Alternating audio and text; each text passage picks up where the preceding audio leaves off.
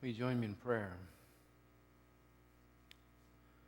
Let the words of my mouth and the meditations of our hearts be acceptable in your sight, O Lord, our rock and our Redeemer.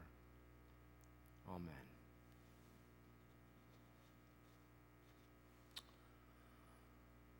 If you really want to annoy me, keep me waiting. Don't show up when you say you're going to show up. Or don't have something finished by the time you tell me it's going to be finished. Or if you do show up, interrupt our time together by taking phone calls or checking text messages or updating Facebook.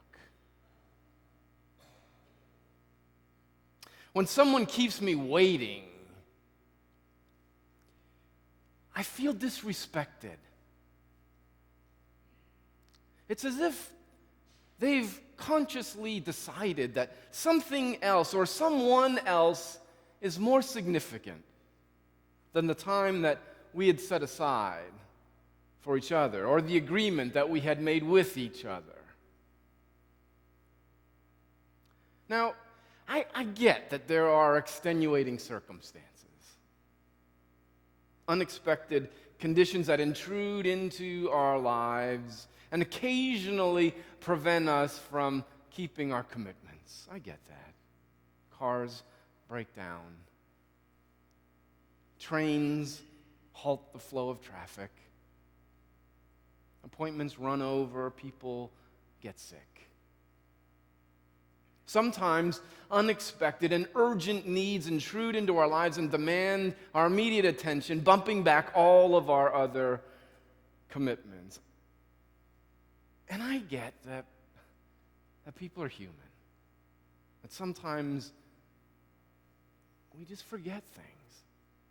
Sometimes we overcommit ourselves. Sometimes we get distracted and lose track of time. I know all of those things. And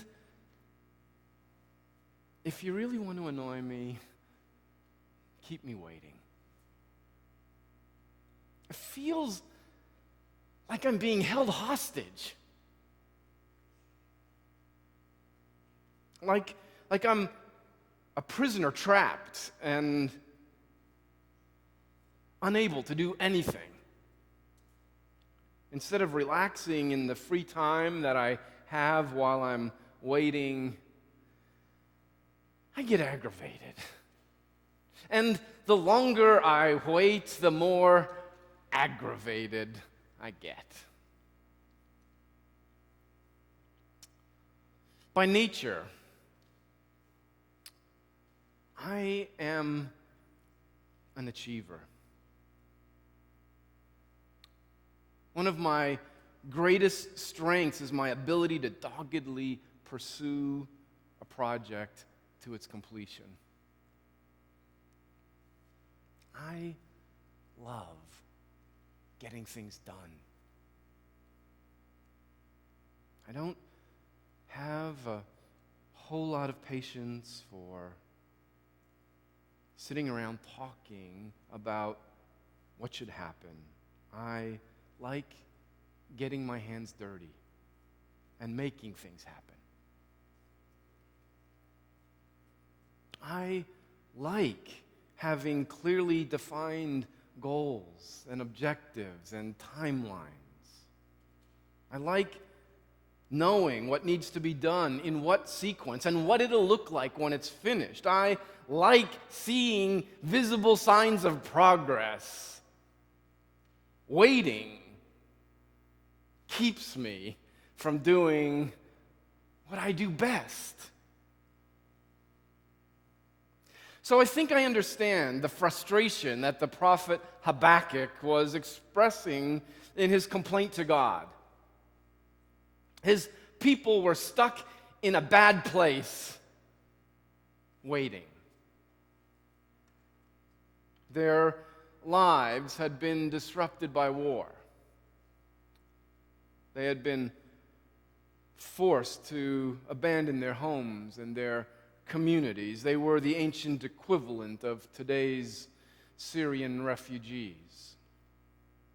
They knew there was no going back to the life they had known before, but they had no idea of the life that awaited them in the future. They were stuck, waiting. Should they settle in where they were and make new lives for themselves in Babylon? Were they going to be there for a while?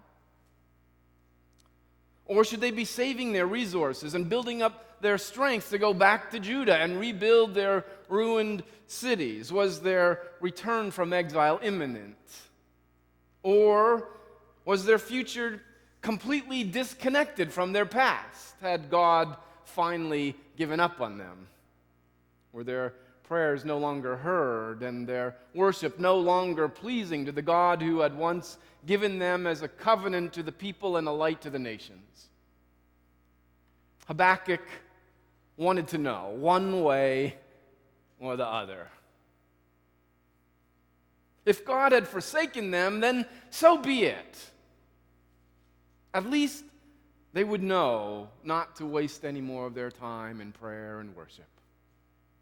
Instead, they could start channeling their energy into more productive enterprises, building up their security forces, working towards economic autonomy, forming strategic alliances with their neighbors, knowing that they were on their own would be better than not knowing anything. Or if God had plans for them to remain in exile for a generation or more, then so be it. That would be helpful information to have. They would buy land and begin farming it. They would plant vineyards and orchards. They would build homes and marry, have children and give their children in marriage. Instead of yearning for their homes in Jerusalem, they would seek the welfare of the city to which God had sent them into exile, knowing that in its welfare they would find their welfare. Or if God had intended them to return and rebuild the ancient ruins of Judah, then so be it.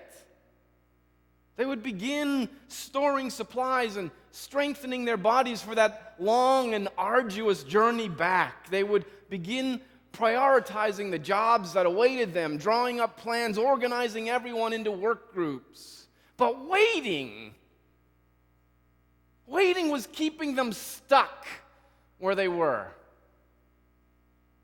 They couldn't do anything to begin working at making life better. Waiting was eroding their hope, raising their frustration, making them irritable and restless and impatient. As someone who likes to get things done, I understand Habakkuk's frustration.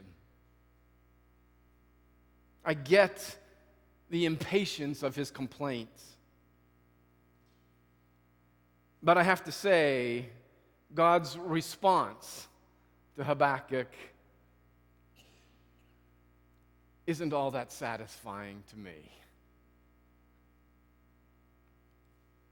Write the vision, make it plain. There is still a vision for the appointed time. If it seems to tarry, wait for it. It will surely come. It will not delay.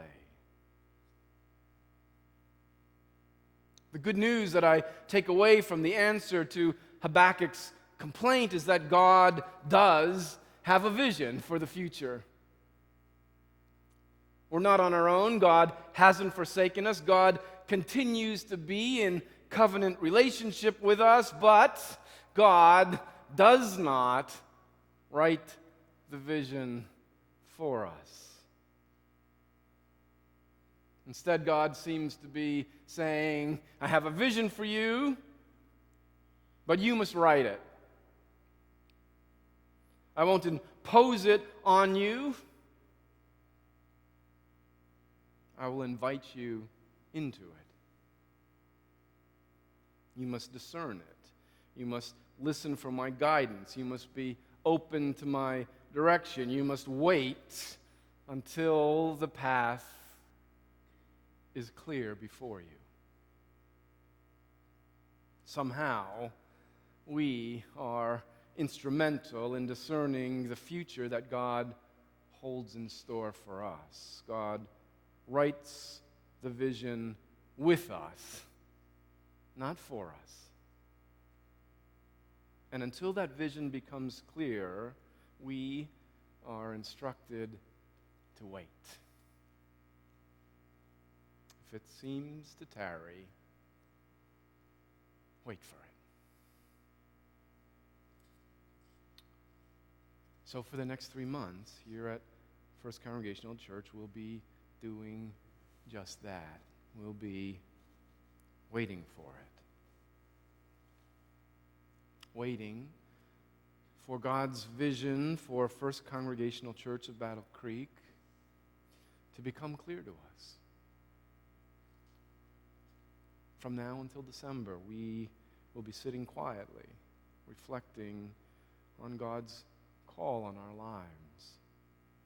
We'll be studying the stories of how God is moving in the lives of vital congregations in the mainline tradition around our country. We'll be journaling about the implications for our own faith community. We'll be talking to each other in small groups about the gifts that we have to offer and the needs in our community that we feel called to address. We'll be listening for a vision from God so that we can make it plain and write it. I have to tell you, I am already annoyed by the process. Last week, I found myself sitting restlessly in my office, not knowing what I should be doing next.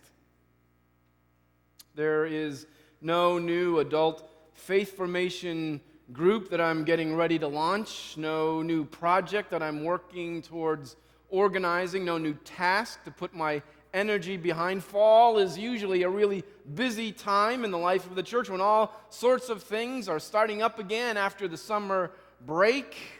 But we've cleared away most of the things from our calendar for the next 3 months so that we can all participate in this season of spiritual discernment. We are just 1 week into this 3-month process of waiting, and already I feel frustrated and annoyed. Part of me wants to scream, just tell me what to do so we can get on with it.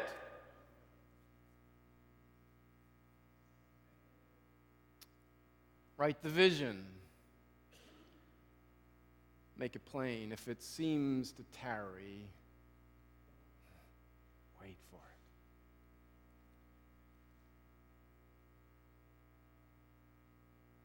Wait for it. It will surely come. It will not delay. Those are hard words for me to hear. They keep me from doing what I do best. But waiting is essential to discernment. Waiting is what makes it possible for us to set aside our own agendas, our own needs and wants, our own desires and expectations in order to become attentive to God. The waiting that is part of spiritual discernment is not passive. It involves actively seeking clarity about God's desired future for First Congregational Church of Battle Creek. More than 12 years ago, Barb Porter discerned God's call to develop a ministry that served at-risk kids in our neighborhood here on the north side. As a lifelong teacher in the public schools, Barb has a heart for children and understands the importance of education for their futures. The church had already renovated what was once a rather formal parlor into beautiful, child-friendly space, and Barb felt called to help us launch a new ministry to address the needs that she knew existed. First, she gathered a group of people to develop a drop-in daycare center for parents and infants. Her group knew that there were a lot of single-parent households in our neighborhood, and they wanted to be supportive. But the grant that they wrote to fund the program was turned down, and the ministry couldn't continue. 8 years ago, when I came to Battle Creek, Barb was still waiting. So we started exploring the possibilities of starting a preschool.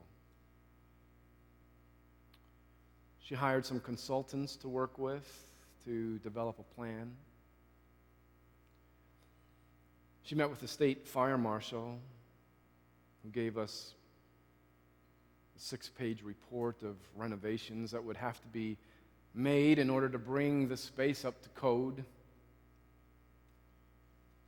She met with the state licensing inspector, who told us how many children we could accommodate, how many sinks and toilets we would need, how many square feet of fenced-in outdoor play space we would need to create. She met with Randy Case to develop architectural drawings for the space. She met with contractors to get bids on what it would cost to do all of the work that needed to be done. She met with the director of the Battle Creek Educators Task Force to get her support and her recommendation. She visited other preschools to see their programs and compile their enrollment capacities. She met with the directors of Woodside Preschool and the Snap Preschool to explore possibilities of collaborating with each other. She met with Snap Board of Directors every month for nearly 2 years, exploring partnering with each other. She met with zoning boards and the city commissioners to get special use permits. She spoke at many of our congregational meetings. Whoa, I'm coming unwound here. Phew.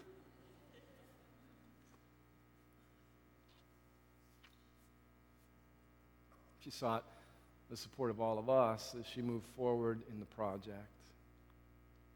She met with administrators of the United Way, the Binda Foundation, the Miller Foundation, the Community Foundation, all of whom eventually turned down her grant requests. She hired a grant writer to write a grant for the Kellogg Foundation to help us cover our startup costs, and then shared the soul-crushing disappointment of having that grant proposal denied. She saw the partnership with Snap dissolve when the grants didn't come through. And then she saw God open new possibilities when 2 unexpected estate gifts came in and provided most of the money that we needed to cover our startup costs. After more than 12 years of waiting, Barb Porter finally saw the successful launch of the Garden of Dreams. And this Labor Day weekend celebrated the first year anniversary of what has already become one of Battle Creek's finest preschool programs. Write the vision, make it plain. If it seems to tarry, Wait for it. It will surely come. Barb Porter has taught us a lot about waiting. There was nothing passive about it. After lots of false starts and stops, the vision finally became clear. And young families in Battle Creek are having their lives changed for good because of it.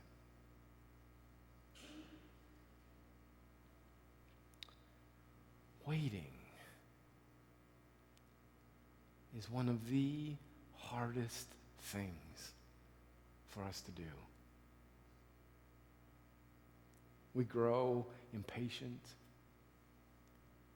and frustrated and restless and irritable. And waiting is essential to the process of spiritual discernment. It's what we must be willing to do in order to write the vision and make it plain. Amen.